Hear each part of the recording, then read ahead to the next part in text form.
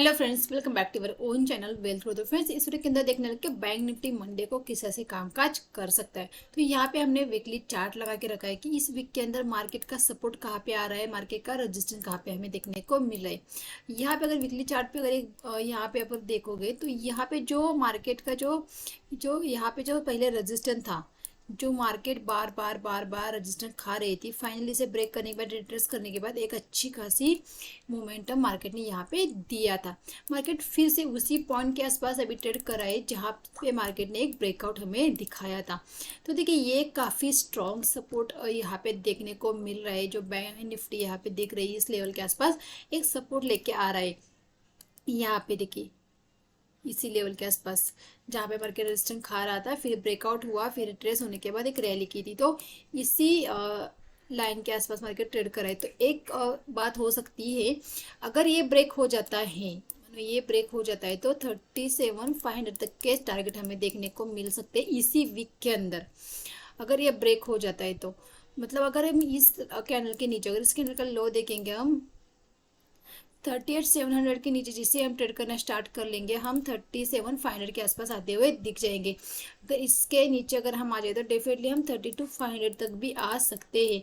जैसे जो बैंकिंग के क्राइसिस चल रहे हैं, जो यूएस में जो बैंक के क्राइसिस यहाँ पे देखने को मिल रहे हैं, जो इसके चलते बैंक निफ्टी के अंदर मतलब इंडिया के बैंक के अंदर भी हमें यहाँ पे गिरावट देखने को मिल रही।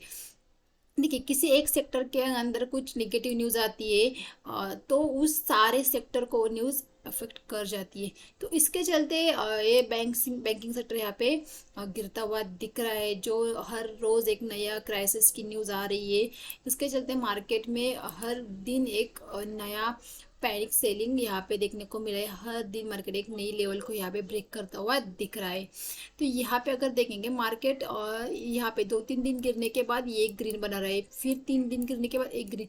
तो यहाँ पे देखो सिमिलर पैटर्न। तो यहाँ पे एक या तो बड़ी सी ग्रीन कैंडल यहाँ पे बनती हुई दिख सकती है, या तो बड़ी सी रेड कैंडल देखने को मिल सकती है। अगर यहाँ पे अगर बड़ी सी ग्रीन कैंडल बनती हुई दिखी, मानो 14,000 के ऊपर मार्केट निकल गई या 14,200 इस कैंडल के हाई के ऊपर मार्केट ट्रेड करना शुरू कर दिया, तो हम मान सकते हैं कि मार्केट यहाँ से सपोर्ट लेके गई। तो इस तरह से यहाँ पे हमें डबल टॉप इस तरह से लगता हुआ दिख सकता है। इस तरह से एक डब्ल्यू पैटर्न का फॉर्मेशन हमें यहाँ पे होता हुआ दिख सकता है। लेकिन एक कब कंफर्म हो बात, जब मार्केट इस स्विंग को निकालेगी। फिलहाल इस स्विंग के ऊपर जैसे ट्रेड करना शुरू हो जाएगा, हम थोड़ा सा मार्केट के अंदर पॉजिटिव हो सकते हैं। अगर इस स्विंग की अगर बात कर लेते तो इस लेवल को अगर हम यहाँ पे देख ले तो 40,700 के ऊपर मार्केट निकलती तो डेफिनेटली मार्केट के अंदर फिर से एक अपसाइड का मोमेंटम देखने को मिल सकता है। तो ये देखिए, फिर से इस तरह से डब्ल्यू पैटर्न का फॉर्मेशन होता हुआ दिख सकता है, या तो मार्केट फिर नीचे आ सकती है। फिर से इसी लेवल के आसपास अगर रिस्क खाएगी तो फिर से मार्केट नीचे आ सकती है। तो मार्केट के अंदर फिलहाल देखिए ना, जैसे सेलिंग चल रही तो बहुत सारे लोग के दिमाग में बस मार्केट अभी खड्डे में ही जाएंगे। तो ऐसा नहीं होता है। जब आप ऐसा सोचने लगते हैं, मार्केट वहीं से वहाँ पे रिवर्स हो जाती है। आपकी सोच को मार्केट यहाँ पे गलत साबित कर लेती है। तो पहले से ही हमारे दिमाग में नहीं बैठना है कि हमें क्या करना है। देखिए, जिस तरह से मार्केट दिखेगी उसी तरफ हमें ट्रेड करना है। पहले से ही हम सिर्फ नहीं, हम पी लेंगे मार्केट तो गिरेगी, क्राइसिस हो रहे, ये सब दिमाग में नहीं बैठना है। हम ट्रेडर है, हम इंट्राडे के अंदर ट्रेड कर दे। तो हमारा व्यू मार्केट के में दोनों तरफ का होना चाहिए। अगर हमें कॉल की अपोज दिखी तो हम कॉल को भी बाय करेंगे, अगर हम पी की अपोज दिखी तो हम पी को ही बाय करेंगे। तो दोनों व्यू हमारे रहने चाहिए मार्केट के अंदर। हम दोनों साइड के लिए ट्रेड करने के लिए हम रेडी रहना चाहिए मार्केट में सिर्फ एक ही साइड के बारे में सोच के हम बायस नहीं हो सकते। हम दोनों साइड के लेवल के ऊपर काम करें। हमारे लिए सबसे ज़्यादा इंपॉर्टेंट चीज़ देखिए लेवल, जिस भी तरफ लेवल ब्रेक होगा उसी तरफ हम ट्रेड करेंगे। मार्केट के अंदर सबसे पहले हमें मार्केट की सुननी चाहिए कि मार्केट क्या कह रहे हैं, हमें क्या लगता है, हम क्या चाहते हैं, ये इम्पोर्टेंट नहीं है। मार्केट के अंदर अगर पैसे कमाना है तो डेफिनेटली मार्केट क्या कह रहा है इस बारे में यहाँ पे इसे देखना बहुत ज़्यादा ज़रूरी है। और आप अब पहले से अगर बायस होके बैठोगे तो मार्केट आपको क्या कह रहा है आपको सुनाई नहीं देगा। आप अगर बस खाली मुझे कुछ नहीं, मुझे ना मार्केट के बारे में कुछ पता नहीं है, मार्केट न्यूज़ के बारे में कुछ पता नहीं है, सिर्फ चार्ट को देखो, चार्ट क्या ऊपर कह रहा है जा रहा है तो डेफिनेटली हम कॉल को बाय करेंगे। चार्ट कह रहा है नहीं मैं तो निगेटिव हूँ तो डेफिनेटली हम पी के बारे में सोचें। सिर्फ न्यूज़ के चलते बिल्कुल भी यहाँ पे पैनिक नहीं होना है। तो चलो डेली चार्ट के ऊपर देखते हैं कि डेली चार्ट हमें किस तरह से देखने को मिल रहा है। तो डेली चार्ट पे सिमिलर पैटर्न देखने को मिल रहा है। यहाँ पे मार्केट प्राइस एक्शन बना के हुए नीचे आ रहा है। डेफिनेटली इसी लेवल के आसपास मार्केट का रजिस्टेंस था, जहाँ पे मार्केट का ब्रेकडाउन हुआ था उसी लेवल के आसपास मार्केट ने रजिस्टेंस खाया है। क्या इस लेवल के ऊपर ही मार्केट के अंदर एक पॉजिटिविटी देखने को मिल सकती है? तो देखिए, कल हम एक्सपेक्ट कर रहे थे एक बड़ी सी रेड कैंडल हमें देखिए, जिस तरह से रिजेक्शन मार्केट ने खाया था, तो डेफिनेटली यहाँ पे एक बड़ी सी रेड कैंडल यहाँ पे बनती हुई दिखे, लेकिन मार्केट के अंदर उतनी हमें यहाँ पे सेलिंग का प्रेशर नहीं दिखा, जैसे यहाँ पे एक पॉज कैंडल की तरह कैंडल बनती हुई दिखे। तो क्या ये कैंडल इस तरह से फॉर्म होती हुई निकलती है या फिर इस तरह से नीचे आ सकती है? तो इन दो कंडीशन हमें देखने को मिल सकती है, या तो मार्केट इस तरह से नीचे आए, तो फिर जितना ये पोर्शन है उतना ही मार्केट नीचे बना सकती है। उसी तरह अगर सेकंड कंडीशन को देखें तो मार्केट अगर यहाँ से रिवर्स हो जाती है तो डेफिनेटली यहाँ पे ये डब्ल्यू पैटर्न का फॉर्मेशन होता हुआ दिख सकता है। लेकिन डब्ल्यू हम कब मानेंगे? जब मार्केट इस कैंडल को क्रॉस करेंगे। जैसे इस कैंडल के ऊपर निकले 40,200 के ऊपर निकलेगी, डेफिनेटली हमें यहाँ पे फिर नेक्स्ट रजिस्टर हमें 40,700 का यहाँ पे देखने को मिलेगा। 40,700 के ऊपर डेफिनेटली मार्केट 40,000 के आसपास आती हुई दिख सकती है। फिर मार्केट अपने ट्रेंड को चेंज कर सकते हैं। ठीक है, जब मार्केट यहाँ पे 40,700 के ऊपर निकलेगी तो मार्केट का एक ट्रेंड चेंज हो सकता है। लेकिन फिलहाल के लिए मार्केट के अंदर सेल एंड राइज की मार्केट चल रही है, तो फिलहाल के लिए मार्केट को कोई भी ट्रेंड नहीं है, ना मार्केट बियरिश है ना मार्केट बुलिश है। देखिए, मार्केट का कोई ट्रेंड नहीं, मार्केट बीच में आके खड़ी है। मार्केट या तो ऐसे जाएगी या तो फिर ऐसे नीचे आएगी। तो एक ऐसे पॉइंट पे खड़ी है जहाँ पे मार्केट का ट्रेंड डिसाइड हो सकता है। ये ऊपर गई तो ऊपर के साइड का, नीचे आई तो नीचे के साइड का। तो चलो 5 मिनट के चार्ट पे चलते हैं कि 5 मिनट के चार्ट पे हमें किस तरह से मंडे को ट्रेड करना है। 5 मिनट के चार्ट पे अगर हम आते हैं तो यहाँ पे देखिए, यहाँ पे मार्केट ने एक रेंज के अंदर कामकाज किया, फाइनली इस रेंज को ब्रेक करते एक मोमेंटम हमें देखने को मिला है। ठीक है, बैंक निफ्टी के अंदर उतना हमें सेलिंग का प्रेशर नहीं दिखा जितना निफ्टी के अंदर दिखा। बैंक निफ्टी के अंदर नहीं दिखा, लेकिन निफ्टी के अंदर अच्छा खासा सेलिंग का प्रेशर देखने को मिला है।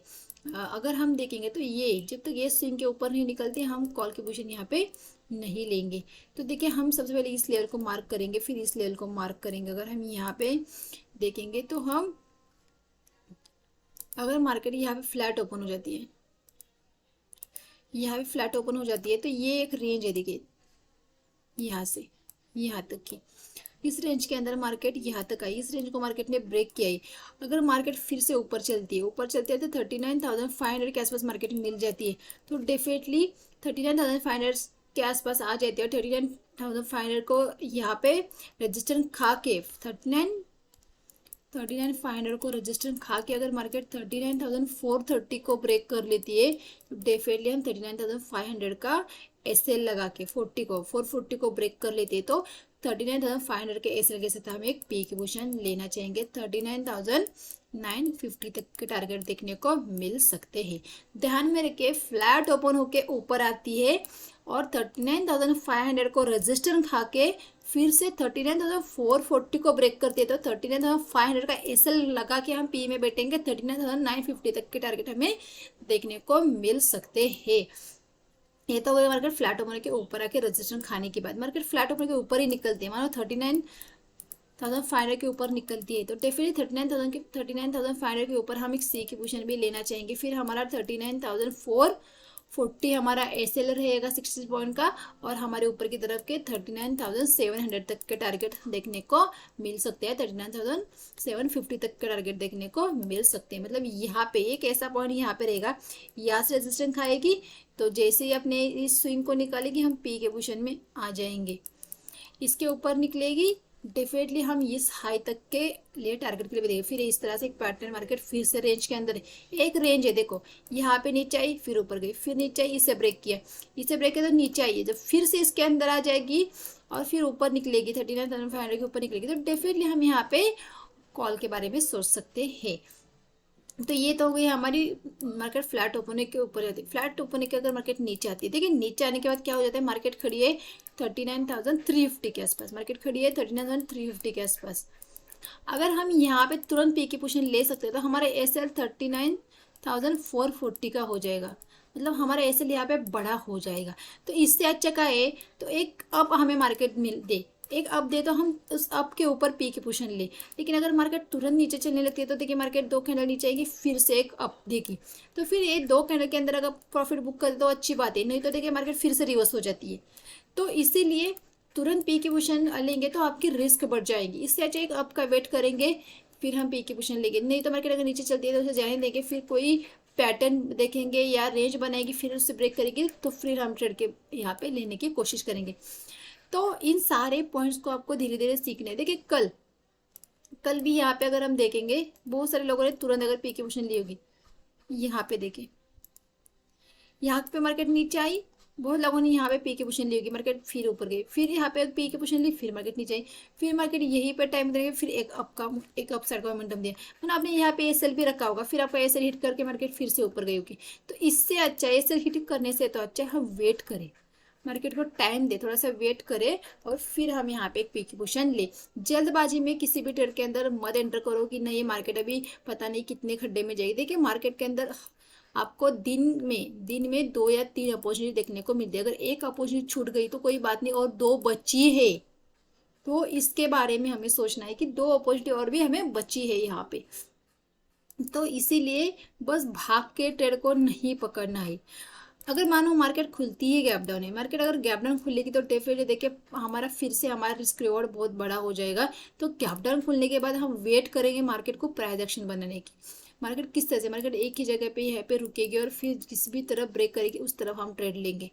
या तो मार्केट अगर डाउन साइड का अगर प्राइस एक्शन बनाती है तो हम उसी प्राइस एक्शन के मुताबिक हम यहाँ पे ट्रेड लेंगे। जब मानो डाउन साइड का प्राइजेशन बनाती है तो हम पी की पोजीशन यहाँ पे ढूंढेंगे, अगर मार्केट अप साइड का प्राइजेशन बनाती है डेफिनेटली हम सी की पोजीशन यहाँ पे ढूंढने की कोशिश करेंगे। तो गैप डाउन, बड़े गैप डाउन के अंदर मार्केट के अंदर हम पूरी तरह से प्राइजेशन पे ऊपर डिपेंड रहेंगे, क्योंकि देखिए नीचे जितना टारगेट रहेगा उतना ही रिस्क रहेगा। तो बीच में अगर खुलेगी तो डेफिनेटली हम प्राइजेशन के ज़्यादा प्रायोरिटी देंगे। बिल्कुल उसी तरह से मार्केट अगर गैप अप खुल जाती है, मार्केट अगर बहुत बड़ा गैप मानो मार्केट खुल जाती है 600 के आसपास और मार्केट तेजी से ऊपर निकलती है तो देखिए 39,750 हमारा यहाँ पे एक रजिस्टर है। तो मार्केट अगर गैप अप खुल के 39,750 के आसपास मिल जाती है तो डेफिनेटली हम यहाँ पे पी की पोजीशन लेंगे।